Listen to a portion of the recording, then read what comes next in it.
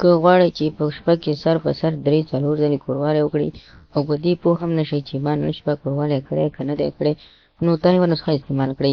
سلام ګران لیدونکو، هیله ده چې روغ جوړ او د صحت جامې او برتن وي. زه یو ځل بیا ستاسو په خدمت کې د یو نوي ویډیو سره حاضر یم. هیله ده چې د پام وړ مو وګرځېږي. تر هر څه دمخه باید یادونه وکړم، که زموږ چینل مو نه وي سبسکرایب کړی نو زموږ چینل سبسکرایب کړئ او په خوا کې ورسره د ګوړې نشان ووهئ. مننه. که غواړئ چې په شپه کې داسې کوروالی وکړئ چې په خپل ځان باندې هم حیران پاتې شئ، نو دغه 4 شیان تاسو ګډ کړئ او نسخه ترې جوړه کړئ.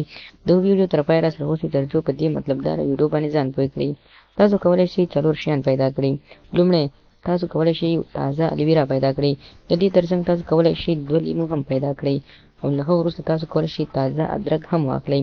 اخرنۍ دانه تاسو کولی شئ چې 2 دانې کورنۍ هګۍ واخلئ. د جوړولو طریقه یې داسې ده چې تاسو کولی شئ لومړی الویرا راواخلئ او د هغه څخه دننه کلکه مایع راوباسئ او دا په جوسر کې واچوئ. له دې وروسته تاسو کولی شئ چې د ضرورت په اندازه لږ تازه ادرک چې پوټکی یا پوست یې ترې لرې کړئ جوسر ته واچوئ. له هغه وروسته تاسو کولی شئ چې لیمو مکس کړئ، د پوټکي څخه یې اوبه وباسئ او دې مکسر ته یې واچوئ.